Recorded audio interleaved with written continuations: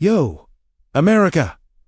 Hold up just a second. If you think Trump's so-called Bitcoin order is nothing but sunshine and crypto to the moon, nah, man. You might be walking straight into a setup you never saw coming. And yeah, I know that sounds wild. But stay with me for 60 seconds because this gets real fast. Look, everybody saw the headlines. They saw the hype. They saw the tweets. But almost nobody actually dug into the fine print, the commentary, or the historical parallels people are freaking out about. And that's where things start to feel familiar. Like 1933 style. Familiar. And listen, I'm not saying history is repeating itself, but when you see patterns, when you see language that rhymes with the past, when you see moves that line up with old power plays, yeah, that's when every American holding crypto needs to perk up, because this isn't a game. Right now, Bitcoin holders across the U.S. are arguing bullish or bearish, good or bad, freedom or control. But the real question nobody's asking is, why is the government suddenly so eager to touch Bitcoin at all? Because, historically, government attention ain't a compliment. It's a warning shot, and here's the part you really gotta hear. These conversations, these frameworks, these policy drafts, they're not random. They're strategic. They redesigned to shape the future of digital assets in a way that benefits the system first, you second. And if you're sitting there thinking your crypto is untouchable, man, wake up. Ask anyone who lived through the last great financial control. Grab nothing is untouchable when the government decides it wants a piece of the pie. And that's why this matters right now. Because whether you support Trump, hate him, or don't care at all, this conversation around Bitcoin policy hits you directly. Your wallet, your freedom to hold what you earned, your ability to stay private in a world that's becoming more transparent by force. And listen carefully, because here's where it gets spicy. There's one tiny clause being talked about, one little framework, one line people gloss over because it sounds boring and technical. But the moment you understand it, everything flips. The narrative flips. The power flips. Your risk level flips. And in the next part, I'll break down that one clause, the one almost nobody caught. The one that changes how you look at this entire Bitcoin order conversation. Stay locked in, because this is where things get real. All right, America, buckle up, because I'm about to drop something most people totally missed. And yo, if you think this so-called Bitcoin order is some patriotic innovation moment, then buddy, you're reading this thing like a Marvel comic, not like government policy. Because what's inside this order? Man, it looks a whole lot less like freedom, and a whole lot more like infrastructure for control. See, here's what nobody tells you.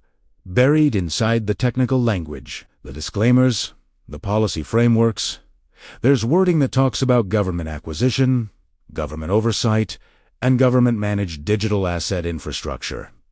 And sure, it doesn't scream we're taking your Bitcoin, but come on. Since when does the government ever scream anything? They whisper it in legal language so dry you need 5 Red Bulls just to stay awake. Now, let's talk parallels, because everybody online keeps bringing up Executive Order 6102 from 1933. And look, I'm not saying Trump copy-pasted anything, but when you compare the logic behind that order to the logic people are reading into this one, yeah, the vibes get a little too familiar. Back then, the government framed it as stabilizing the economy. Today, the buzzwords are digital infrastructure, national interest, strategic acquisition, different century, same energy. And here's the wild part. The headlines say support for Bitcoin. The podium speeches say freedom to innovate. But the internal tone, it's more like, we're going to handle this. We're going to manage it. We're going to acquire what we need to.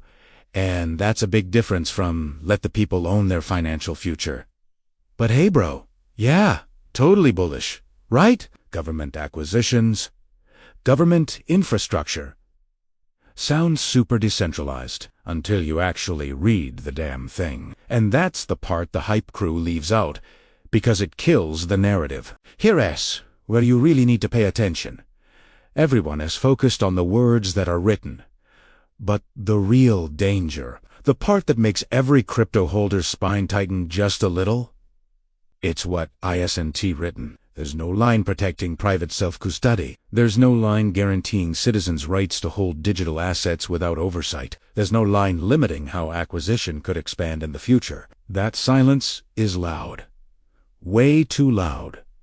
And trust me, once you understand what is missing and why it is missing you, LLC, this order in a whole new light. Because the next part, that's where things get dark. Real dark. Yo, America, lean in for a second. Because this part right here, this is where the silence gets louder than the words. And if you've ever dealt with government paperwork before, you already know. When something's missing, it's missing for a reason. See, everybody keeps hyping this Bitcoin order like it's some crypto-friendly new chapter. But nobody is talking about the fact that the order leaves out the three things that actually matter.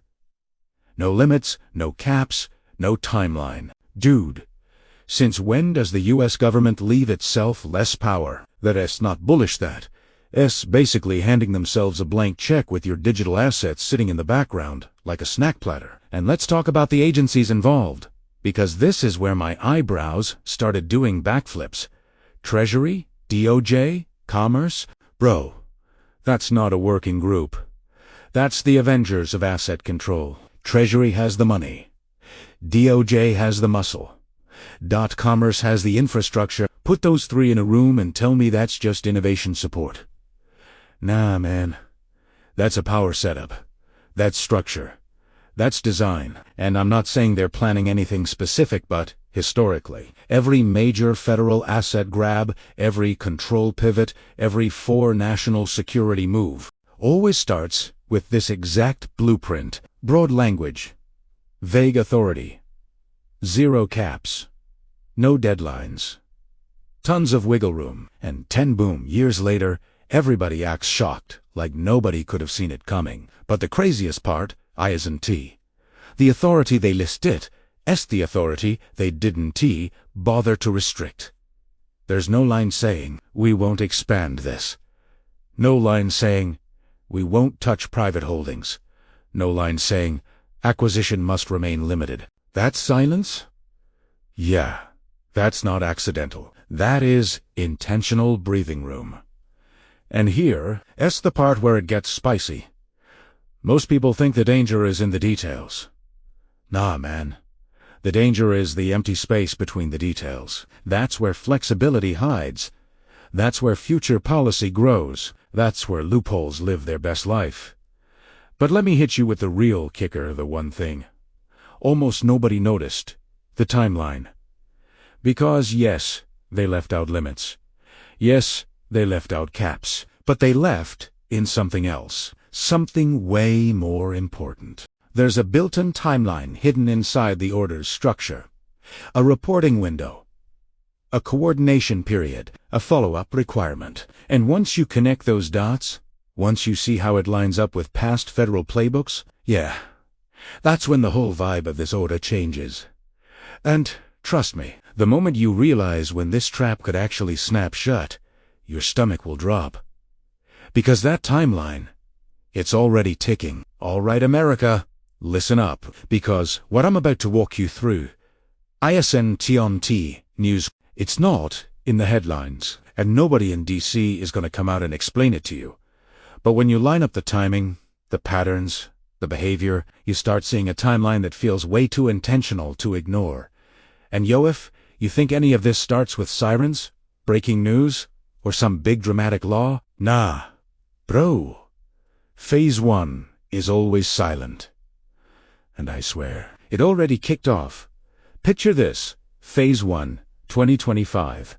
The year of frameworks. The year of the PR spin. The year where politicians smile into cameras, talking about innovation, digital freedoms, and modernizing finance. But behind that shiny language, that's where you find the early scaffolding. The committees. The coordination memos. The so-called stakeholder reviews. It's the soft opening, the quiet warm-up, The part where nobody panics because everything looks harmless on the surface. Then comes Phase 2, 2026. This is where things get sneaky. Quiet accumulation, subtle regulatory chokeholds, rules that don't feel like rules more, like guidance, or just standard compliance procedures. And you know how it goes. One new form here, one reporting requirement there, a couple new agency collaborations, and suddenly the space gets tighter. Crypto businesses adapt. Users comply, and most people don't even realize the walls are slowly closing in, inch by inch, and then Phase 3, 2027. The crisis moment, because every major control grab in American history has the same blueprint. You don't enforce power during stability. You enforce it during chaos. That's when people are scared, distracted, desperate. That's when governments get the most leverage. In this speculative scenario, this is where the pressure peaks. Where a mandatory sale, a national strategic acquisition, or some kind of emergency measure suddenly becomes necessary. And here's the part that should make every U.S. viewer sit up straight. Confiscation doesn't start with a law. It starts with compliance requirements. That's the real beginning. That's the moment the clock starts ticking. By the time the public notices, the machinery has already been running for years. But here's the real curveball. Why would any president sign off on a timeline like this? Why would Trump or Anilita approve something that could kneecap the dollar, shock the markets, and piss off millions of Americans? Because the real answer, has almost nothing to do with Bitcoin itself, and everything to do with the power behind the dollar. And once you see that, you'll understand the whole game. Yo, America, let me hit you with the truth. Nobody wants to say out loud. This whole conversation, this whole Bitcoin order debate, it ain't really about Bitcoin at all. It's about the dollar, the one thing the U.S. government will burn the whole house down to protect. Because look around for a second. The national debt is exploding like a busted fire hydrant. Interest payments are climbing faster than we can. Print money and the government is staring at a math problem you can't politics your way out of. This crisis that is coming. Someday this is the bill that is already on the table. And that's why so many people bring up the 1933 playbook. Again, speculation not fact, but the concept people are comparing is simple as hell. You take the asset, you revalue it, and boom, debt magically shrinks relative to the new price. In 1933, that play was gold. In 2025 and beyond, people fear the modern version of that play might involve digital assets. And here's the emotional punch nobody likes to admit. The government doesn't need your permission. They only need your compliance. History proves it over and over again. They don't force you with guns, force you with paperwork, emergencies, and temporary measures that never stay temporary. Now picture this, hypothetical. Bitcoin goes to $1 million. Everyone online screams, "We made it." But in this scenario, that doesn't mean Bitcoin skyrocketed. It means the dollar fell through the floor. It means purchasing power evaporated. It means the system used the revaluation trick to make the debt look smaller on paper. And who eats the loss? Not the government. Not the insiders. Not the institutions sitting at the front of the line. Nah, manits. The regular people. The ones holding their savings in USD. The ones trusting the system to protect them. The ones who always get hit first and recover last. Because in every major financial turning point, real or hypothetical, the wealth doesn't disappear. It transfers. Citizens lose, governments consolidate. Insiders collect the difference and walk away clean. And when you look at the incentives, here purely, hypothetically, from a pattern perspective, it suddenly becomes clear why some people think the real target isn't Bitcoin holders. It's the dollar holders, the everyday Americans who don't even know they're in the blast zone. So now, the real question isn't if something like this could happen. The real question, the one that should keep you awake, is simple. When the system makes its next move, are you gonna be the target? Yo, America. If you've been watching this whole Bitcoin saga unfold and thinking, I'll figure it out later, then let me stop you right there. Because here's the hard truth. Only two types of people survive moves like this: those prepared and those invisible. And trust me, you don't want to be the guy who wakes up one day realizing he got caught in the crossfire. Now listen close, because this isn't about breaking the law or hiding from the system. Nah. Man, this is about thinking like a chess player, not a checkers player. And if you're still playing checkers on Coinbase, good luck, bro.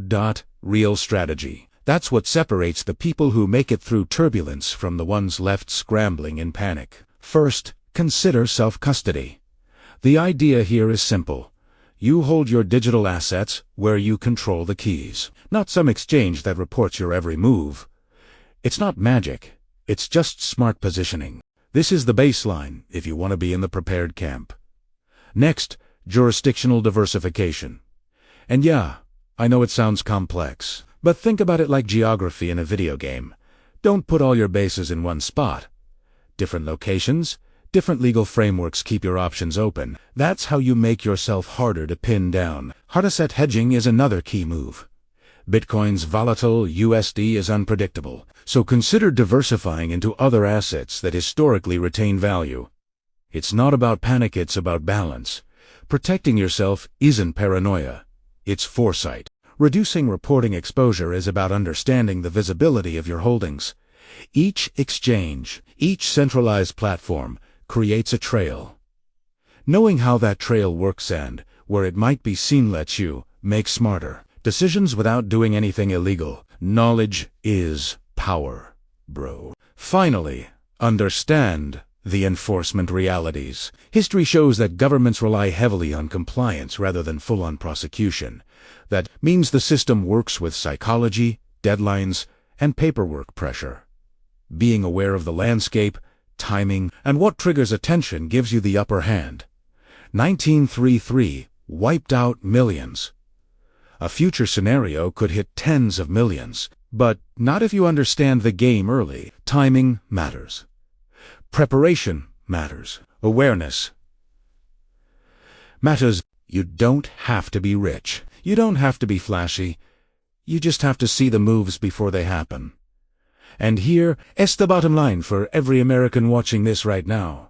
Trump's Bitcoin order. It's not just about bullish headlines or crypto hype. It's a blueprint, and the clock is already ticking. The question isn't if something big happens at S, whether you reposition to survive it.